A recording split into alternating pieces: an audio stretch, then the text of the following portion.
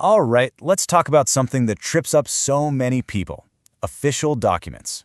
You're staring at a form and you see these two words, notary and apostille. What's the difference? Which one do you actually need? Well, if you've ever been confused by that, you are definitely not alone, and today we're going to clear all of that up for good. So we're calling this the document dilemma. And it's a real thing, right? Especially if you're dealing with anything international. We're talking visas, business abroad, you name it. It's a classic roadblock, but don't worry, we're about to solve it.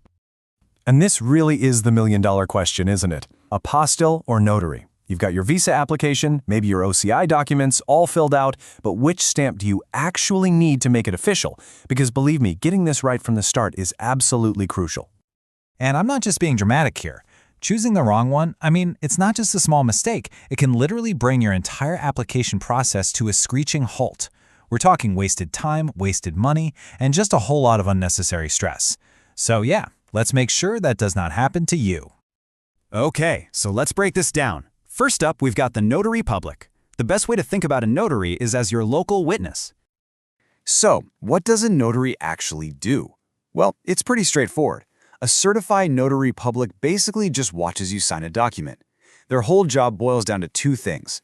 First, confirming that you are who you say you are, checking your ID, and second, making sure you're signing it on your own free will. That's it. It's all about verifying the person doing the signing. Let's quickly run through the key facts here. Who does it? A notary public. Where is it for? It's almost always for domestic use, so within your own country. Where can you find one? They're super common. Think banks, UPS stores, places like that. And what's the purpose again? Remember, this is the big one. It verifies the person who is signing the document, not what's written in the document. Okay, so we've got the local witness down. Now let's talk about the other side of the coin, the apostille. If a notary is your local witness, think of an apostille as a global passport for your document. So what in the world is an apostille? It's basically a special kind of certificate that gets attached to your document. It's designed specifically for international use, for countries that have all agreed to this thing called the Hague Convention, which just makes everything simpler. In plain English, it's a fancy official stamp that tells another country, hey, this document is legit. You can trust it. Now, the key facts here are totally different from a notary. Who performs it? This isn't just any local office. It's a designated government authority, like the Secretary of State's office. Its scope? Purely international. And here is the most important difference.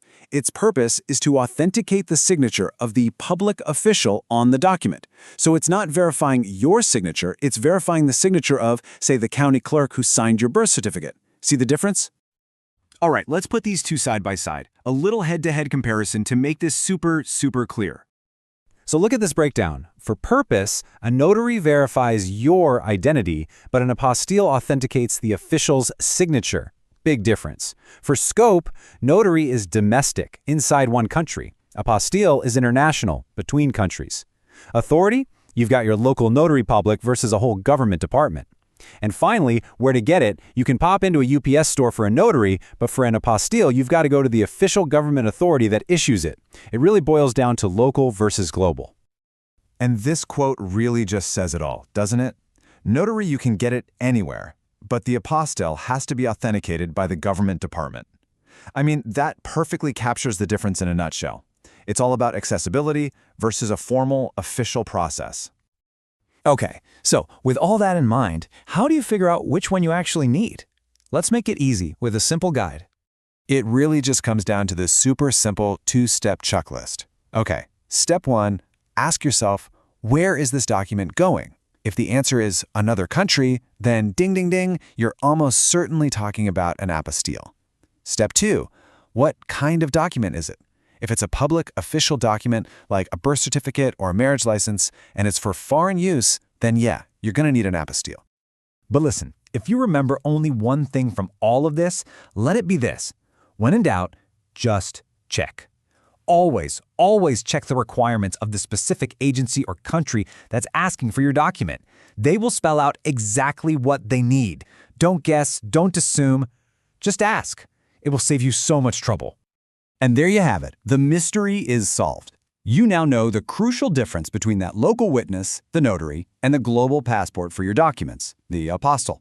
So the next time you're staring down a form, you're not going to be confused. You'll know exactly what to do. The only question left is, are your documents ready to take on the world?